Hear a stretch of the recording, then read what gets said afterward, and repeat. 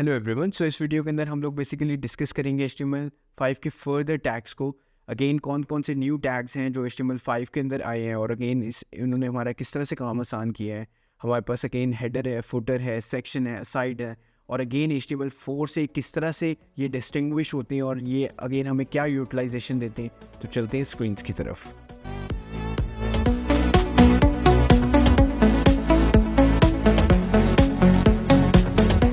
Hello everyone. सो इस video के अंदर हम लोग बेसिकली डिस्कस करेंगे लेआउट टैग्स को। लेआउट टैग कितने किस्म के हैं HTML5 के अंदर और उसकी यूटिलाइजेशन फर्दर क्या है। HTML4 के अंदर जितना भी सारा काम होता था वो डिव बेस्ड होता था या टेबल बेस्ड होता था, बट HTML5 जब रिलीज हुई और उसके अंदर इस तरह के टैग्स को देखा गया जो लेआउट स्ट्रक्चरिंग के अंदर हेल्प करते हैं और ईजी टू अंडरस्टैंड भी है, तो अगेन इन्हीं टैग्स के थ्रू पूरी वेबसाइट का लेआउट स्ट्रक्चर्ड होने लगा। सो हम अपनी फर्स्ट फाइल के अंदर लेआउट फाइल के अंदर हम लोग क्रिएट करते हैं कुछ लेआउट टैग्स। सो मैं यहाँ पे सबसे पहले क्रिएट कर लेता हूँ फाइल। इसका मैं नाम दे देता हूँ layout.html। सो इमेज टैग को यूज़ करेंगे, ठीक है, और अपने डॉक्यूमेंट को भी लेआउट स्ट्रक्चर्ड कह देते हैं, ठीक है, वेबसाइट। सो यहाँ पे हम फर्स्ट टैग जो पढ़ेंगे वो होगा हमारा हेडर टैग, ठीक है। सो अगेन मैं दोबारा से इसको सर्वर अपना ऑन कर लेता हूँ, चेक कर लेता हूँ अगेन लेआउट टैग लोड हुआ है या नहीं। यस, layout.html लोड हो चुकी भी है। सो फर्स्ट टैग जैसे कि मैंने आपको कहा हेडर टैग, ये अगेन इसका ओपनिंग टैग भी है और क्लोजिंग टैग भी है। हेडर टैग बेसिकली HTML5 के अंदर इसलिए भी यूज़ होता था बिकॉज इसमें जो भी आपने हेडर पे चीज़ रखनी है, सपोज करें आपका लोगो है, आपकी नेविगेशन बार है, आपका मेगा मेन्यू है, वो सब चीज़ें अगेन आपके हेडर टैग में आती है। तो यहाँ पे अब आपको अगेन एक डिव नहीं, एक सेक्शंस नहीं देने पड़ेंगे, ओवरऑल एक डिव डालकर, जो ओल्ड अप्रोच होती थी जो कि बेसिकली अगेन डिव फिर आप क्लास करते थे और अगेन इसके अंदर हेडर इनिशलाइज करते थे, ठीक है। सो अगेन इस डिव का भी एक ओपनिंग टैग है और क्लोजिंग टैग है, ठीक है।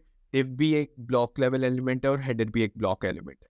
लेकिन यहाँ पे हेडर बेसिकली स्पेसिफाइड ही उसको इसलिए किया गया है कि उसके अंदर आप बेसिकली चीज़ें रख सकें, अपने मेगा मेन्यूज़ रख सकें, अपने हेडर रख सकें। सो ओवरऑल ये इस पर्सपेक्टिव से बनाया गया, ठीक है। सो यहाँ पे अगर मैं बात करूँ ओवरऑल हेडर के अंदर हम लोग क्या क्या चीज़ें रखते हैं, तो मैं कमेंट सेक्शंस ऐड कर लेता हूँ। सो आप यहाँ पे अपने लोगो रख सकते हैं, आप अपनी नैप बार रख सकते हैं, जो हम एक अपने प्रैक्टिकल वर्क के अंदर देखेंगे भी कि किस तरह से हम हेडर के अंदर लोगोज रखेंगे, नेविगेशन बार रखेंगे, मेगा मेन्यूज़ रखेंगे। सो जब हम इसका प्रैक्टिकल भी कर रहे होंगे उसमें थोड़ी बहुत CSS भी इनकॉर्पोरेट होगी, ज़ाहिर सी बात है अलाइनमेंट के पर्सपेक्टिव से, लेकिन एक स्ट्रक्चर जो लिखा जा रहा होगा वो इस तरह से होगा। और इसके अलावा आप टेक्स्ट भी रख सकते हैं, जैसे कि कुछ वेबसाइट का स्टार्टिंग उनके 2 हेडर्स होती हैं, पहले में एक अनाउंसमेंट चल रही होती है और एनिमेशन उन्होंने कुछ लगाई होती है या एक फ्लैश अलर्ट चल रहा होता है, और सेकेंडली उनके ऊपर सेकंड पे जो होता है उनका लोगो और नेविगेशंस होती है। तो टेक्स्ट भी रख सकते हैं। सो अभी मैं यहाँ पे एक पैराग्राफ ऐड कर देता हूँ, this is my header, okay. So again मैंने यहाँ पे ये चीज़ ऐड कर दी है। दूसरा जो टैग है वो सिमिलर है हेडर की। तो अगेन मैं एक टॉप लेवल की बात करूँ वेबसाइट के, जो कि हेडर है, और अब मोस्ट बॉटम पे आ जाए तो वो आपका फुटर आ जाए। सो फुटर का भी ओपनिंग टैग और क्लोजिंग टैग दोनों है। सो यहाँ पे अगर हम फुटर की भी बात करें तो फुटर के अंदर भी बहुत से लिंक्स आ जाते हैं, ठीक है। सो यहाँ पे अगेन मैं इनको कमेंट कर देता हूँ। सो अगेन लिंक्स आ जाती है, ठीक है। अगेन आपका दोबारा से लोगो आ सकता है इफ़ यू वांट, और आपकी जो है अगेन एड्रेसेस आ जाते हैं। सो हम जब एक लेआउट स्ट्रक्चर्ड बना रहे होंगे प्रॉपर वेबसाइट का, उसके अंदर हम ये देखेंगे कि ओवरऑल माय वेबसाइट फुटर कर देते हैं इसको, और यहाँ पे भी हम वेबसाइट फुटर कर देते हैं इसको, ठीक है। सो जब हम अगेन एक हेडर और हम बेसिकली एक लेआउट स्ट्रक्चर जब बना रहे होंगे वेबसाइट का, जहाँ पे हम एक्चुअल में हेडर के अंदर लोगोज डालेंगे, नेविगेशन डालेंगे इसी सीरीज़ के अंदर प्रॉबेबली, और फुटर को भी हम देखेंगे कि किस तरह से लिंक्स और आप एड्रेसेस वगैरह ऐड कर सकते हो। जो भी हमने प्रीवियसली अभी तक टैग्स पढ़े हैं उनको यूज़ करते हुए इमेजेस को ऐड करेंगे हम इनके अंदर। प्लस लिंक्स डालेंगे हम इनके अंदर, तो ओवरऑल चीज़ें बहुत ईजी हो जाती हैं अंडरस्टैंड करना भी।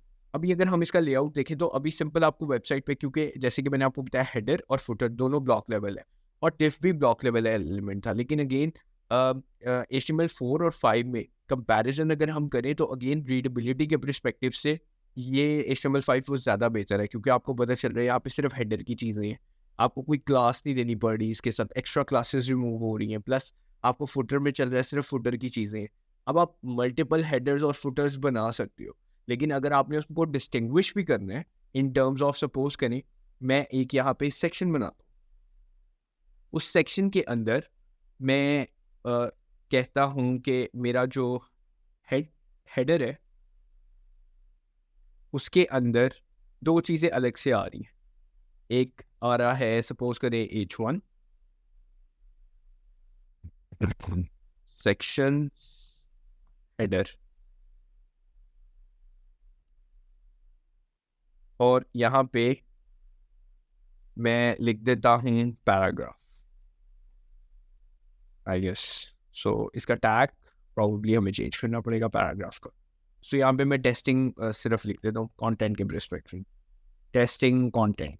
ओके, सो हम इसको सेव करके चेक करते हैं। तो अगेन ये भी एक राइट अप्रोच है, क्योंकि अगेन आप एक सेक्शन के अंदर एक हेडर को इनिशियलाइज कर सकते हैं और उसको डिस्टिंग्विश भी कर सकते हैं।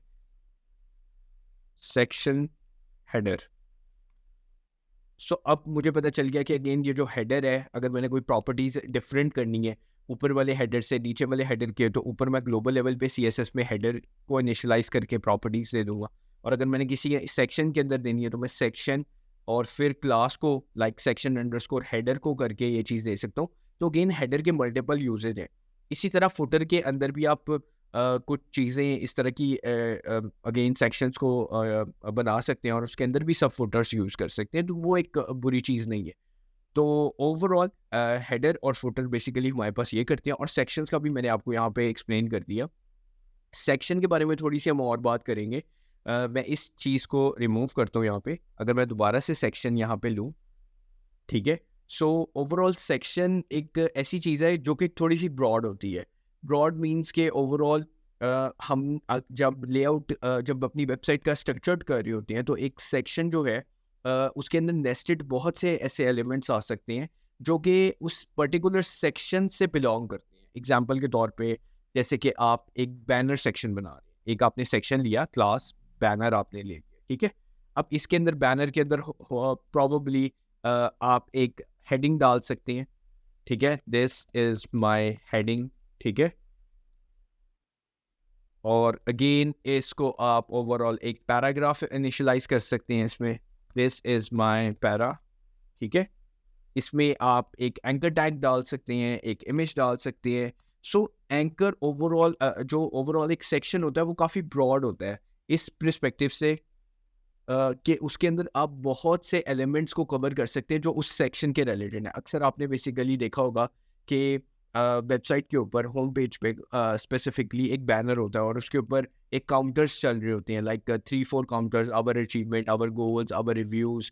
तो अगेन वो एक सेक्शन है और उसके अंदर जो ये चीज़ें बनी हुई हैं वो सारी उसका पार्ट है, नेस्टेड पार्ट, ठीक है। सो यहाँ पे हमने हेडर भी कवर कर लिया, सेक्शंस भी कवर कर लिए, फुटर भी कवर कर लिया, और सेक्शन आपकी वेबसाइट के ऊपर मल्टीपल टाइम्स लाइक एक ही लेआउट के अंदर बहुत ज़्यादा हो सकते हैं। जैसे कि H1 है, H1 बेसिकली एक हेडिंग टैग होता है और ये आप अपनी वेबसाइट के अंदर एक ही दफ़ा यूज़ करते हो, ज़्यादा मल्टीपल नहीं यूज़ कर सकते। ये H1 आपको SEO पर्सपेक्टिव से भी कहा जाता है सिर्फ एक ही यूज़ करो, लेकिन आप paragraph, anchors, as many as you can, जितने आप यूज़ करना चाहते हो। लेकिन अगेन आप अपने अपने डॉम साइज़ का ख्याल रखें वहाँ पे कि डॉम साइज़ आपका इंक्रीज़ ना हो। जो एडिटर्स वगैरह लगा रहे हैं, इनिशियलाइज़ कर रहे हैं, उसके अंदर इनलाइन स्टाइलिंग जो है उस पर्सपेक्टिव से वो चीज़ ज़्यादा ना लगे। तो ये एक थोड़ा-सा एक पॉइंट है जो आपने मिस नहीं करना, ठीक है? सो यहाँ पे हम एंकर दे देते हैं और सिंपल हम जावास्क्रिप्ट अवॉइड कर देते हैं बिकॉज़ अभी हमने कहीं नहीं लेके जाना, ठीक है इसको?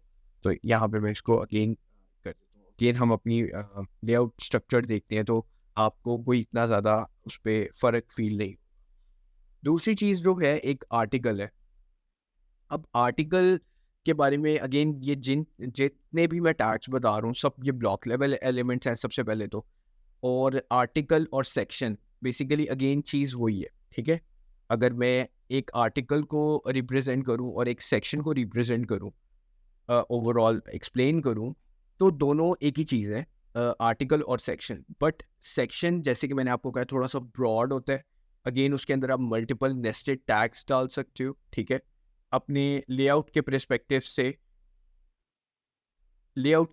से आप ओवरऑल चीज़ों को लाइक वाइडर आप दे सकते हो। जैसे कि एग्जांपल मैंने आपको ओवरऑल बैनर की दे दी, आपको मैंने डिफरेंट ओवरऑल मैंने आपको कंटेंट के पर्सपेक्टिव से बता दिया। आप जितने मर्जी सेक्शंस को यूज़ कर सकते हो, ठीक है। अब एक सेक्शन बैनर हो सकता है, एक सेक्शन आपका कैटलॉग हो सकता है, एक सेक्शन आपका बेसिकली वहाँ पे आप कह सकते हो कि टेस्टिमोनियल्स का हो सकता है, रिव्यूज़ का हो सकता है। तो सेक्शंस आपके बहुत तरह के हो सकते हैं और उसके अंदर आने वाले टैग्स वो उसके नेस्टेड उस सेक्शन से बिलोंग करते हैं। आर्टिकल भी कुछ ऐसा ही है, लेकिन आर्टिकल वहाँ पे ज़्यादा यूज़ होता है जहाँ पे फॉरम्स हो।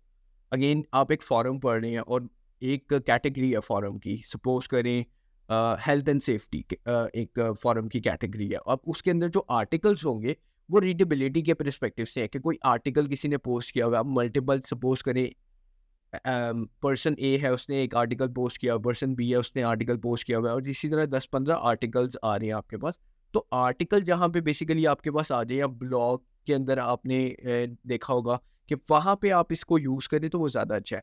अब इससे फ़र्क नहीं पड़ता कि अगर आप वही चीज़ आप ब्लॉग्स के अंदर सेक्शंस दे दें, तो क्या आपको अगेन आपकी वो चीज़ बनेगी या नहीं बनेगी उससे? चीज़ दोनों से आपकी सेम बनेगी। लेकिन यहाँ पे जो बेहतर अप्रोच है या रीडेबिलिटी का पॉइंट है, या फिर एसईओ इतनी ज़्यादा इससे कोई इफ़ेक्ट नहीं होती, लेकिन अगेन रीडेबिलिटी के पर्सपेक्टिव से कि जहाँ पे ब्लॉग्स, फोरम्स हो, कंटेंट की बात हो रही हो वहाँ आप आर्टिकल यूज़ करें।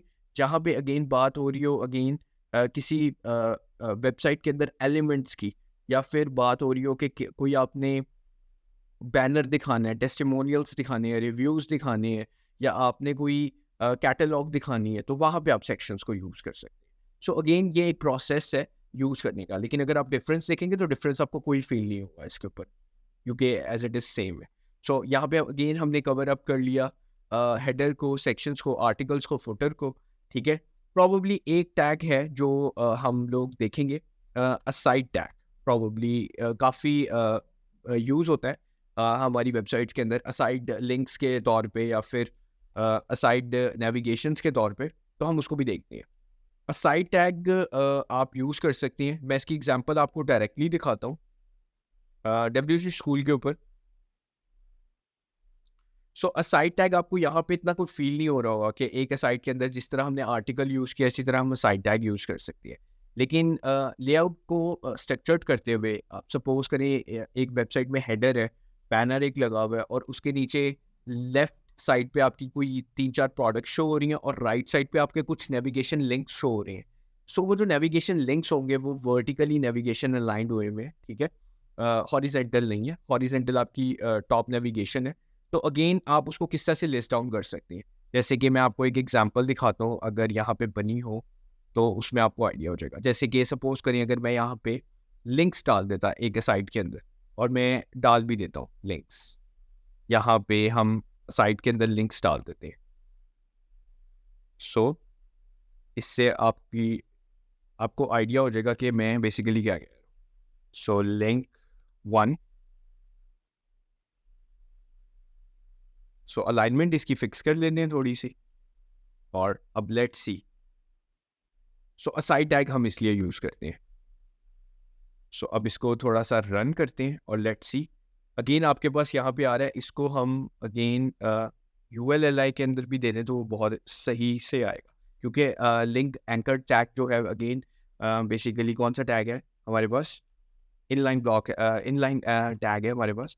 सो अगर हम इसको एलाइज के अंदर दे दें तो उस पर्सपेक्टिव से ये ज़्यादा सही से पिक होगा, ठीक है। सो यहाँ पे हम थोड़ी सी अलाइनमेंट भी कर लेते हैं टैग्स की, और उसके बाद ये नीचे वाले तीन लिंक्स मैं रिमूव कर लेता हूँ और अब सिर्फ मुझे लिंक्स को कॉपी कर। सो अब लेट्स सी, यहाँ पे हम देखते हैं कि किस तरह से डिज़ाइन शो होता है हमारे पास। तो अगेन आपके पास लिंक्स आ रहे हैं। सो आप एक जगह पे आप आर्टिकल से रीड कर रहे हैं और एक जगह पे ये स्टिकी होके नीचे जा रही होती है वर्टिकल लाइन के अंदर प्रोबेबली। तो आपको इस तरह के काफ़ी लेआउट्स मिलते होंगे, तो वो अगेन असाइड यूज़ करते हैं। ज़रूरी नहीं है आप असाइड यूज़ करें। ये अगेन रीडेबिलिटी के पर्सपेक्टिव से आपको एचटीएमएल ने टैग बना के दे दिया हुआ है। आप इसको यूज़ कर सकते हैं अपनी रीडेबिलिटी के लिए, डेवलपर्स के ईज़ के लिए, प्लस एज़ वेल एज़ ऐसी चीज़ों को यूज़ करके आपका स्ट्रक्चर्ड और एचटीएमएल के अंदर लेआउट बहुत स्ट्रॉन्ग होता है। सो नेक्स्ट वीडियो के अंदर हम प्रोबेबली स्ट्रक्चर को स्टार्ट करेंगे। इन सारी चीज़ों को यूज़ करेंगे प्रोबेबली, और उससे नेक्स्ट वीडियो में फिर हम लोग बेसिकली मैं आपको एक टास्क दूँगा और आप मुझे वो टास्क बेसिकली बनाएँ और उसमें करें। कोई भी प्रॉब्लम होती है हमारी टीम के साथ कॉन्टैक्ट करें। गिवन ईमेल के ऊपर आप हमसे कॉन्टैक्ट कर सकते हैं।